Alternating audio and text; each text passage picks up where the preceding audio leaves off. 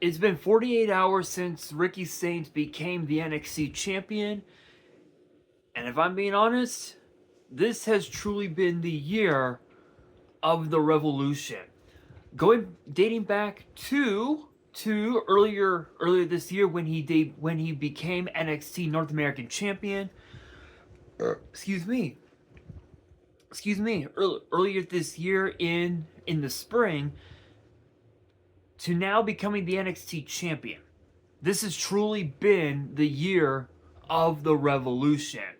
But now that Ricky Sainz has done the impossible of pinning Obafemi for the NXT title, the question is, who should step up first?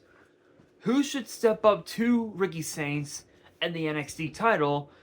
And what does the future hold for Obafemi? Well, as far as what the future holds for Obafemi, there is definitely a lot to consider. One of the biggest upsides of Obafemi as the NXT champion was the fact that every match that he was in, it drew in money. It was box office draw every single time. It didn't matter if he was cutting a promo on NXT, if he was doing a backstage segment on NXT.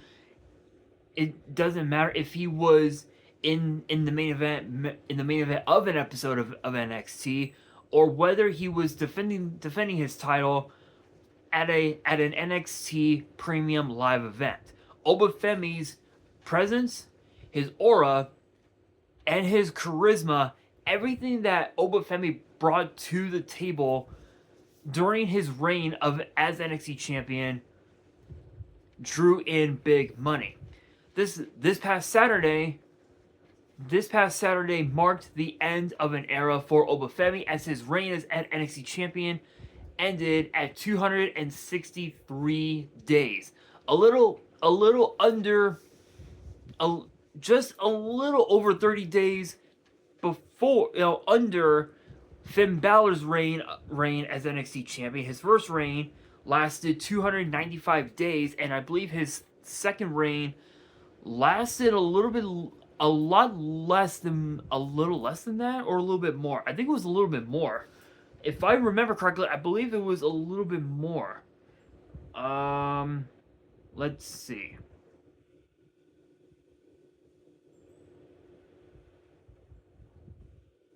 NXT title.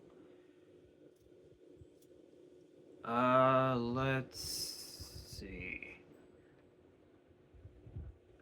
Actually, a lot less than what we were expecting. So he won the title on September 8th, 2020. So this was right in the middle of the pandemic, and his second reign lasted 212 days. His first reign lasted 295 days. I believe right now the longest reign for any reign as NXT champion, I believe, is Adam Cole, which his reign as NXT champion lasted 403 days, which is the longest reign for any which is right now it is the longest reign for any NXT champion in history. So that's definitely a lot to consider when it comes to Ricky Sainz. He has a lot to prove with his reign as NXT champion. But as far as Obafemi goes, I think he pretty much preceded every expectation that fans wanted out of Femi when he first bursted on the scene in NXT as part of the men's breakout tournament a couple years ago. Since then, he cashed in his breakout contract on Dragon Lee to become the NXT North American champion, holding on to that title longer than anyone else in NXT, and then obviously winning the men's Iron Survivor last year, and then earlier this year at New Year's Evil, winning the NXT Championship, having arguably one of, if not the most dominant reigns we've ever seen in NXT. I think the only person that had a much better dominant reign than Obafemi would have to be Adam Cole, because he was the NXT champion for 403 days, and with every single match he had, 9 times out of 10, he didn't need the rest of the Undisputed Era, excuse me, to help him retain the NXT title. He literally, most of the time, he did things on his own, proving that he is one of the greatest talent that the world has ever seen. So when you look at Obafemi, when you ask the question, what's next? The answer is pretty simple. The main roster. As far as when, only time will tell. Only time will tell, people. But as far as Ricky Saints goes, I mean, you've got a plethora of talent that would be more than happy to take the challenge of facing Ricky for the NXT title. I mean, you got guys like Andre Chase. You've got I would say OTM, but they're more suited for the tag team titles. Plus, we haven't seen them in a very long time, so I'm not so sure what the deal is with them. I've heard rumors that apparently Lucian Price apparently got injured at an NXT live event. If you guys are in, if there's anyone that lives in the state of Florida that shows up to NXT or the live events, if you guys do know something, you guys can drop comments below and let me know what's up. I believe he got injured, if I remember right. I would say Brooks Jensen, but he's been a part of the Evolve roster for a couple months now, so he's out of the question. You have Channing Stacks Lorenzo. Yes, he is still the NXT Heritage Cup champion. However, unfortunately, there's been a lot of rumors going around that after what Tony D'Angelo did to the Heritage Cup, apparently rumor has it that the cup is being retired. So I don't know if that's really going to be the case or not, but apparently that's what's happening. Charlie Dempsey, you've got all 4 members of Dark State. I would say Dante Chen and Adrian Nova, but they're both a part of the Evolve roster. You've got All Ego Ethan Page, the current North American champion. You've got Hank and Tank, Jasper Troy, Javon Evans, Josh Briggs. You have Kale Dixon. You have Lexus King. You've got Luca Crucifino, who again we hadn't seen much of him since the triple threat between himself, Staggs, and Tony D'Angelo. Malik Blade. We haven't seen much of Malik Blade at all this year. In fact, rumor has it that he has chosen to not sign a new deal with WWE, and apparently his contract is supposed to come up at the end of this year, so he might end up leaving. I'm not so sure. You've got Miles Bourne, Nico Vance. I would say Noam Dar, but Dar is currently injured, unfortunately. You've got speaking of injuries, I would say Ridge Holland, but unfortunately, this past Friday at Victory Road, we found out that Ridge Holland battled Moose one-on-one I think it was Moose in a one-on-one match, and Ridge Holland unfortunately had injured his knee, so he's out of the question. There's Sean Spears, Tavion Heights. There's Trick Williams, the current TNA World Champion. Tyra May Steele. There's all 3 members of High Rise, Tyreek Igwe, Tyson DuPont, and of course Wes Lee. And then of course you've got the rest of Chase U, which is Uriah Connors, and of course Kel Dixon. So I mean you've got a pretty good plethora of talent that would be more than a match for Ricky Saints. But when you really look at this at that list of talent, the question becomes who should be the one, right? Who should be the first person up to challenge for the NXT title? Honestly, there's four that come into mind. First up, and this is actually going to be a little controversial, but Josh Briggs. The reason why I say it should be Josh Briggs is because Briggs has truly proven to be a force to be reckoned with. This whole year, he had aligned himself with Pro Wrestling Noah's Yoshiki Inamura, and their battle on NXT in Houston. I think it's in I think it was Houston. A few weeks ago was truly a match that no one would ever forget. It was literally everything that we had expected, and his victory over Inamura proved that he deserves to be the NXT champion. Next up is Javon Evans. Much like Josh Briggs, Javon Evans has been on a tear as well. We even saw this past Friday on SmackDown.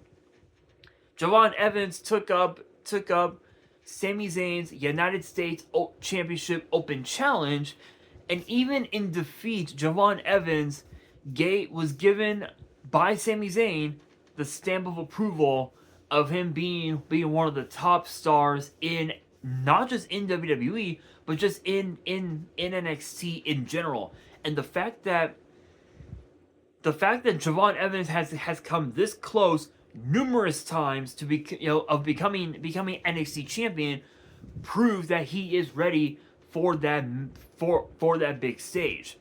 Speaking of people being ready for the big stage, Jasper Troy. This is another guy that I've always had my eye on since the first season of LFG, and I thought that the season finale was happening last night.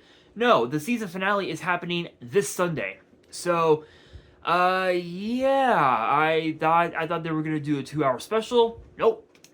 The season finale is taking place this Sunday. But when we first laid eyes on Jasper Troy, we all knew he was going to be that dude. He was going to be that dude who would be the guy in NXT, and he's proven it. He has proven that time and time again. However, I would say the same for Tyra May Steele, but apparently Tyra May Steele has been demoted to being a part of Evolve. So yeah, that kind of says a lot, don't it? That says a lot. But I'm pretty sure that Tyra May Steele wanted to be a part of Evolve and not NXT anyway. So, but anyway, that being said, Jasper Troy had an opportunity at the NXT title against the then champion Obafemi a few months ago. But since then he's been dominant, but he's also had a string of losses as well. So this definitely proves that Jasper Troy does have a lot to prove, but he definitely has proven that he is ready to be the NXT champion. That brings me to my fourth pick, and this might be another one that's a little controversial, but I would have to say Trick Williams. The reason for it is because Trick never got his one-on-one rematch for the NXT title. Every time he got his rematch for the NXT title, it has always ended up a triple threat. Dating back to earlier this year at New Year's Evil, when Obafemi won the title from Trick Williams and Eddie Thorpe in a triple threat. Then of course, Stand and Deliver.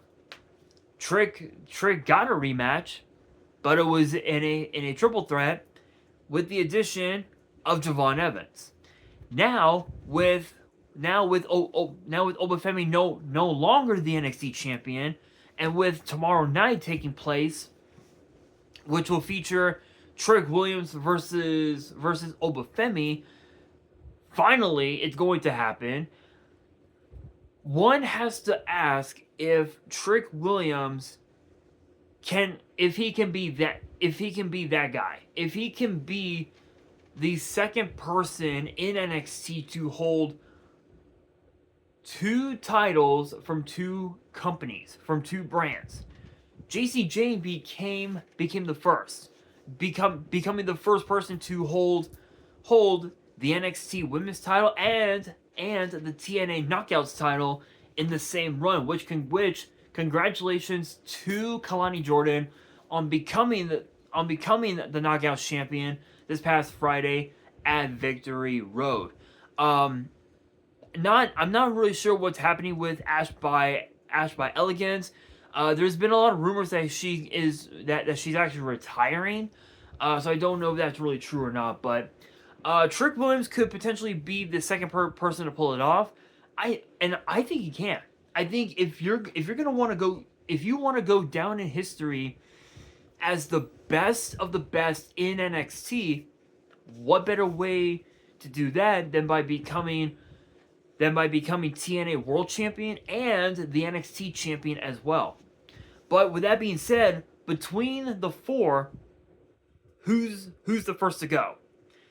Crazy as it sounds, it has to be Javon Evans. I think even though he's had a string of victories over the last couple of months or so, Javon Evans still has a lot to learn about what it truly means to be a champion in NXT, and I think that's definitely something that he can definitely learn from.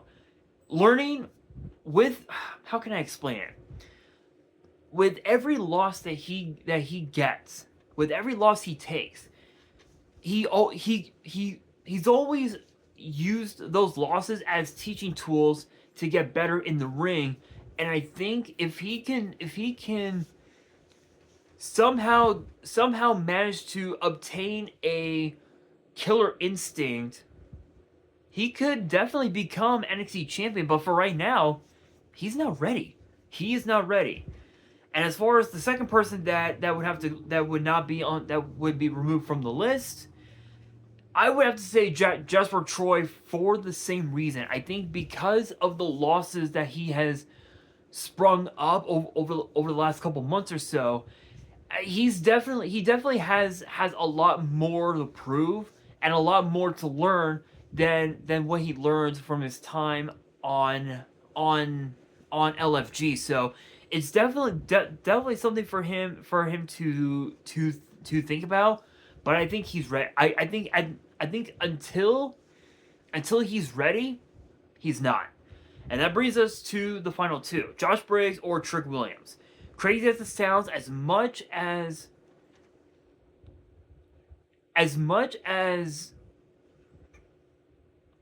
the fans would love to see Trick Williams become champion, I think the title would have to go around the waist of Josh Briggs. The reason for that is when you look at Trick Williams, he's already the TNA World Champion, and if I'm being completely honest, his second reign as NXT Champion really took his ego over the edge. Like, excuse me, like he's truly become so egotistical that a lot of people are literally just not happy about it. They're not happy that Trick Williams has worn the TNA World title upside down around his waist. Like some people find that highly disrespectful, and even also the stars of TNA. A lot of the stars from TNA have talked about that on social media. Mike Santana has talked about it. Moose has talked about it. Matt Cardona has talked about it. Brian Myers has talked about it. Joe Hendry has talked about it a couple times as well. The Hardys. Who else? The Rascals. Even also some of the female talent have brought it up as well. Zaya Brookside, Lei Ying Lee, Masha Slamovich, the Elegance brand. Just to name some of them, they've all called Trick Williams disrespectful, saying that he has tainted the legacy of the TNA World Title, which I don't blame them for saying it. But at the same time, when you really think about it, Trick Williams was a very he was very impressive when he was the NXT champion the first time around, and the second time around, I think he lost his edge. He lost his mojo, and when he became NXT champion, that was when TNA World Champion, that was when his ego just started to skyrocket. And I think if he were to become the NXT champion, holding both titles, at this point you have to ask yourself if